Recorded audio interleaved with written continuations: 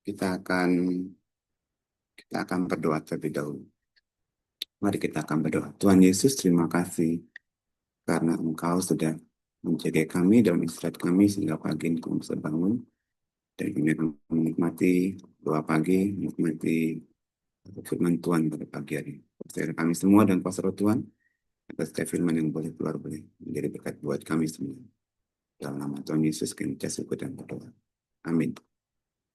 Senang sekali karena pagi ini saya diberikan kesempatan untuk menyampaikan firman Tuhan di doa pagi hari Jumat, tanggal 31 Oktober.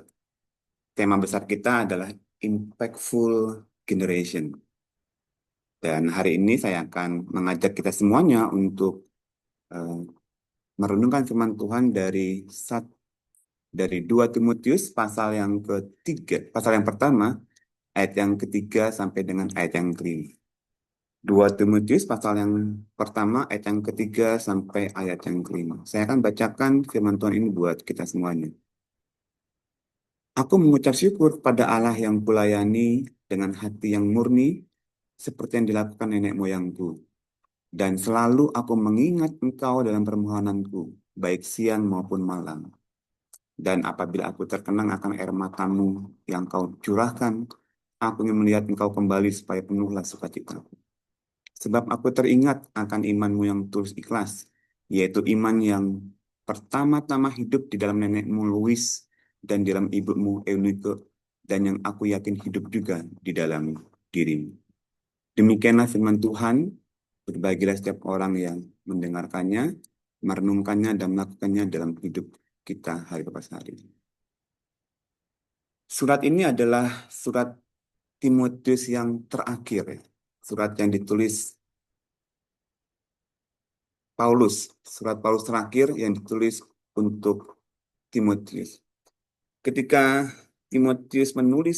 ketika Paulus menulis surat ini, dia sedang berada di bawah kepemimpinan Kaisar Nero yang kejam, Kaisar Nero yang bengis, yang sedang giat-giatnya berusaha menghentikan perkembangan kekristenan di Roma. Dianiaya, disiksa, dan ketika dia menulis surat ini, Paulus sedang ada di dalam penjara di kota Roma. Ada satu hal menarik ketika saya merenungkan membaca di ayat yang ini, di ayat ini, berhubungan dengan apa yang menjadi tema besar kita itu impactful generation. Saya akan memberikan judul renungan pada pagi hari ini adalah eh, dibentuk di dalam keluarga. Kita tidak bisa lepas dari kehidupan keluarga ketika kita ingin menjadi sebuah generasi pribadi yang berdampak bagi orang lain. Dan hari ini kita akan belajar dari seorang yang bernama Timotius. Mari kita perhatikan ayat yang ketiga, apa yang kita bisa pelajari dari kehidupan Timotius yang berdampak ini. Kalau kita membaca ayat yang ketiga di bagian akhir, Paulus Paulus begitu mengasihi, begitu memuji Timotius ini. Dia mengatakan, dan selalu aku mengingat engkau di dalam permohonanku, baik siang maupun malam. Perhatikan baik-baik kalimat yang diucapkan Paulus di tengah-tengah penderitaannya, di tengah-tengah kesusahannya, di tengah-tengah kesendiriannya dalam penjara. Ketika tidak ada orang yang menemani Paulus dalam penjara, ketika semua orang malu dengan Paulus, seorang pemberita Injil yang dipenjara. Kok bisa orang pemberita Injil yang hebat, orang yang memberitakan Kristus, orang yang rohaniwan yang begitu luar biasa, kok dia dipenjara? Karena ketika waktu itu, orang ketika di penjara itu asosiasinya pasti hal-hal yang negatif. Oh, pasti dia melakukan hal-hal yang buruk. Pasti dia melakukan hal-hal yang jahat. Pasti dia menentang kekaisaran. Di tengah-tengah kesendiriannya itulah kemudian Paulus mengatakan satu kalimat yang menggetarkan hati saya ketika saya membaca bagian ini. Dan selalu aku mengingat engkau dalam permohonanku. baik siang maupun malam. Ini perkataan yang maknyes, yang wah ini luar biasa ya. Waktu saya mengajar di salah satu sekolah teologi di Yogyakarta, murid mahasiswa yang selalu saya ingat tuh biasanya ada dua. Yang pertama tuh dia adalah orang yang sangat rajin sekali, sangat pintar sekali, selalu aktif di kelas, selalu berdiskusi dan baik. Pasti saya selalu ingat pasti mahasiswa itu. Dan yang kedua itu adalah mahasiswa yang kebalikannya, sangat ekstrim. Ya. Ekstrim tadi ekstrimnya pintar sekali, baik sekali, rajin sekali, tekun sekali.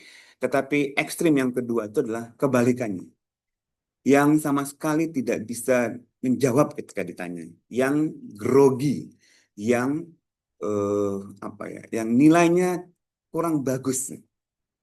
Jadi pasti ketika saya mengajar, ketika saya mengingat nama-nama mahasiswa saya, pasti saya selalu mengingat dengan dua hal itu, dua ekstrim ini, yang paling pinter atau yang paling kurang pinter, yang paling rajin atau yang paling kurang rajin, yang paling tekun ataupun orang yang kurang tekun. Biasanya saya mengingat itu. Begitu juga dengan kita ya. Ketika kita hidup ini, kita pasti selalu mengingat orang lain tuh dengan dua kutub yang berbeda ini, dua ekstrem yang berbeda ini. Saya mengingat teman saya, mengingat orang lain, mungkin, oh dia orangnya baik sekali, dia orangnya ramah sekali. Ketika saya mengingat seseorang, oh dia orangnya suka menolong. Waktu saya ada masalah ini, dia menolong saya. Ketika saya lagi butuh bantuan, dia menolong saya. Jadi saya selalu ingat akan orang ini. Dan aku selalu mengingat kamu karena kebaikanmu, karena kasihmu, karena pertolonganmu. Tetapi ada juga ketika kita mengingat seorang itu, kita mengingat orang itu sebagai orang yang apa? Orang yang sering menyakiti kita, orang yang sering eh, membuat kita patah hati, orang yang sering eh, membuat kita terluka. Ketika kita mengingat dia, oh, aku ingat utangmu belum dibayar, misalkan begitu. Aku ingat kamu dulu yang menyakiti saya.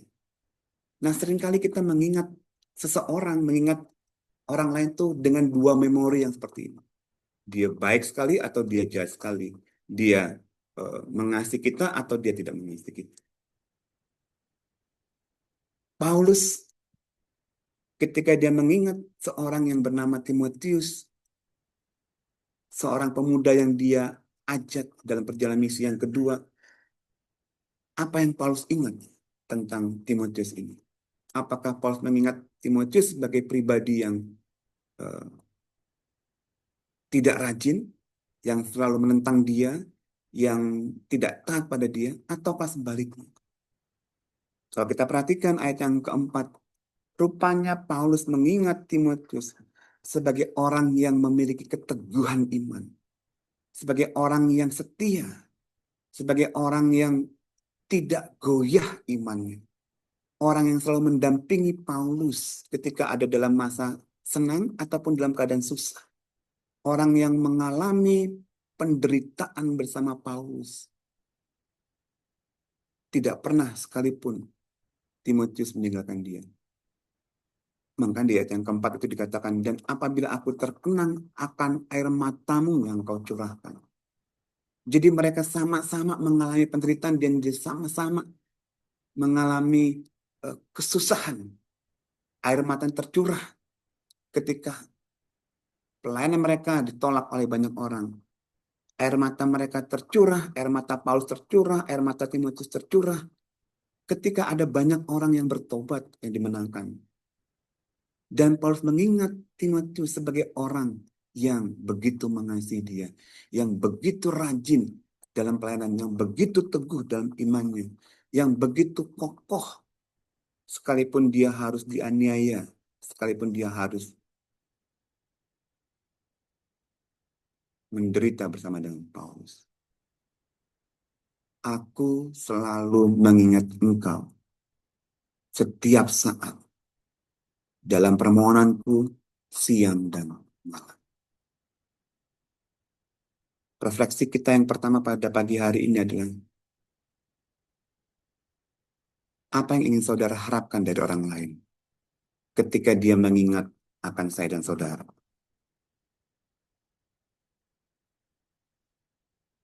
Apakah orang lain akan mengingat kita sebagai orang pribadi yang baik hati, pribadi yang murah hati, pribadi yang ramah, yang ucapannya menyejukkan hati, membangkitkan semangat, orang yang memiliki sikap hormat pada orang lain, atau justru sebaliknya.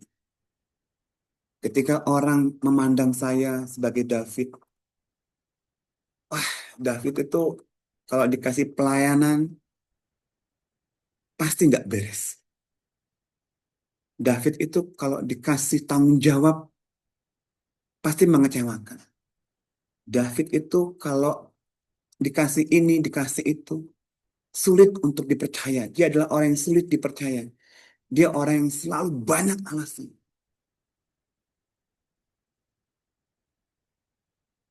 Apa yang ingin saudara harapkan dari orang lain ketika dia mengingat saya dan saudara?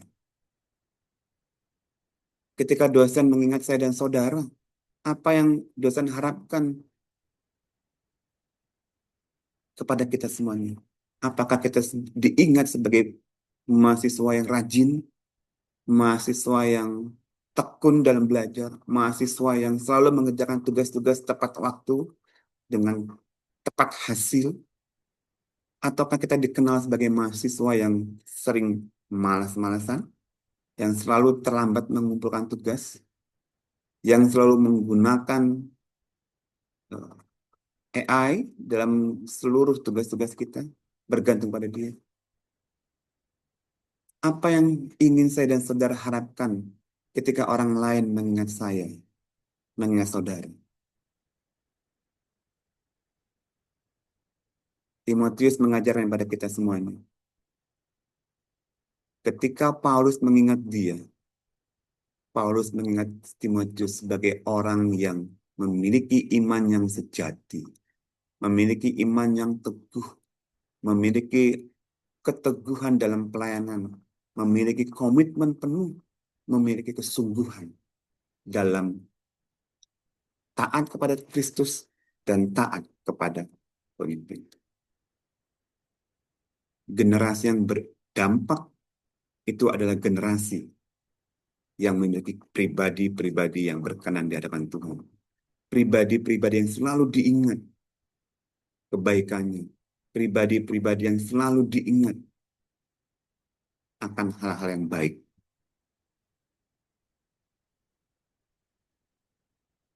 Apa yang ingin saudara harapkan ketika orang lain mengingat saya dan saudara?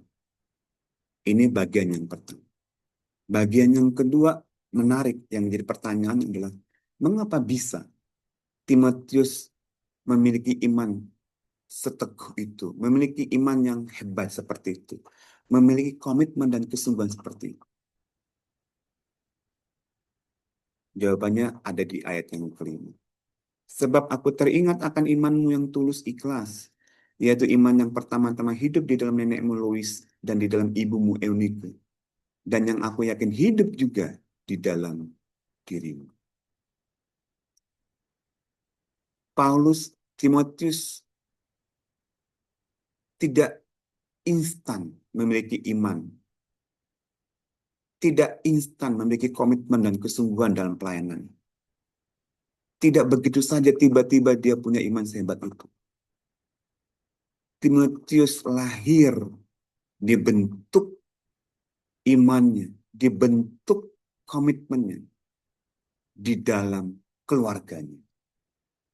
Dibentuk oleh dua orang wanita yang sangat-sangat berpengaruh, yang sangat-sangat mempengaruhi kehidupannya, yaitu Lois, neneknya, dan Eunike, ibunya. Di tangan kedua wanita inilah iman Timotius dibentuk. Iman Timotius diperbaharui. Mereka memang orang Yahudi ya. Kalau kita mengingat bagaimana sistem pendidikan orang Yahudi itu sangat jelas.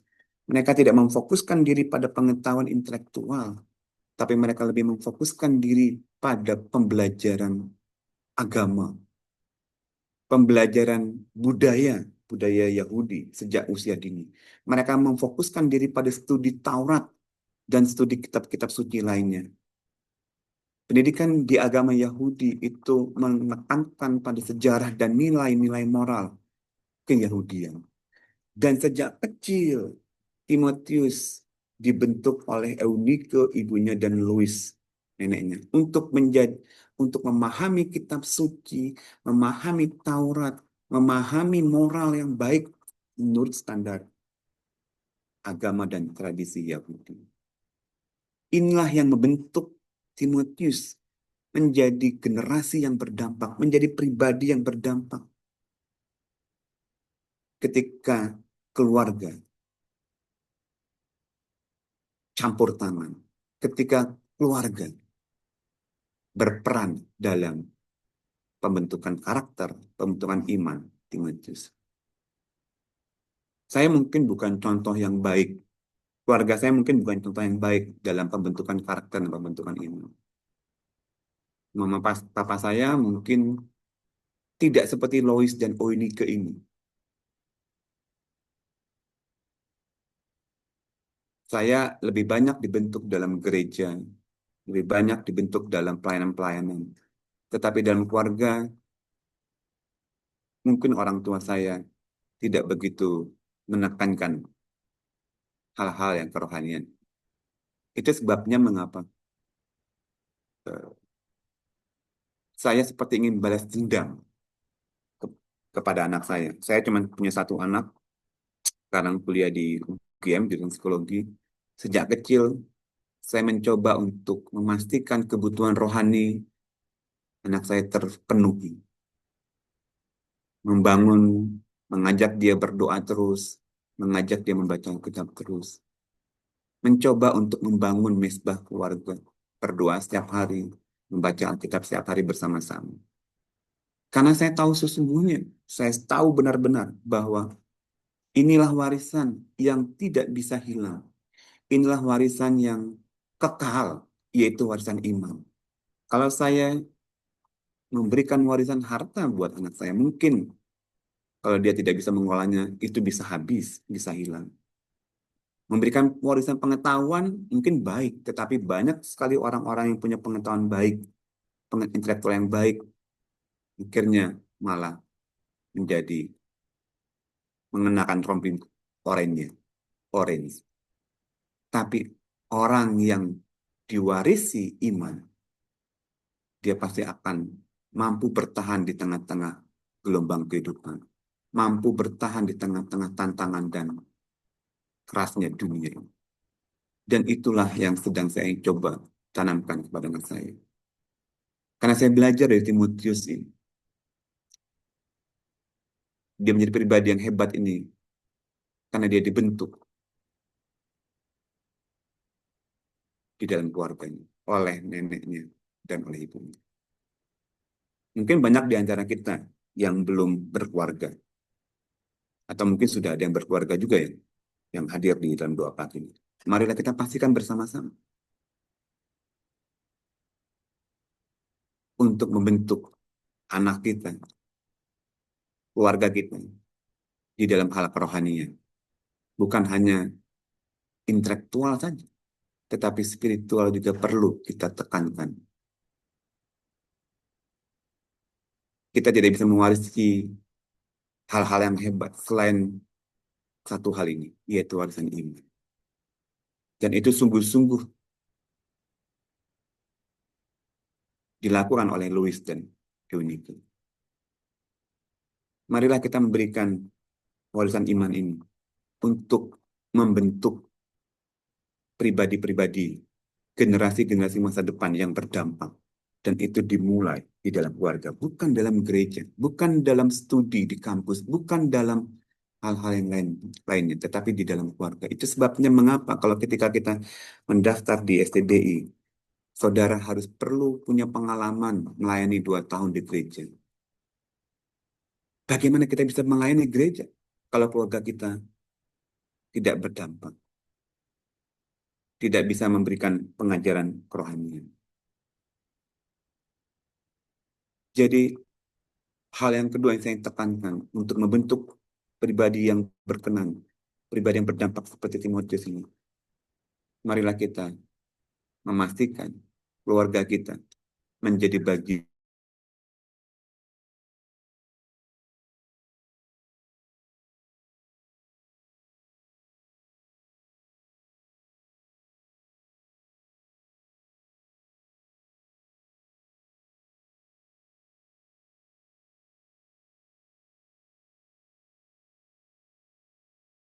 hmm, saya ganti wifi dulu.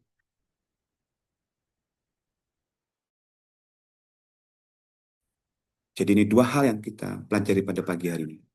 Bagaimana Timotius menjadi dikenang baik oleh Paulus sebagai memiliki iman yang kokoh dan teguh. Dan bagaimana dia bisa menjadi pribadi yang dikenang baik oleh Paulus.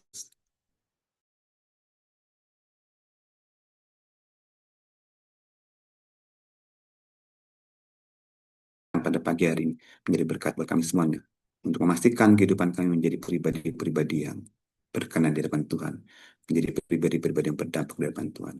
Dan pastikanlah kami semuanya untuk ikut bertanggung jawab di dalam pembentukan karakter iman kami melalui keluarga kami.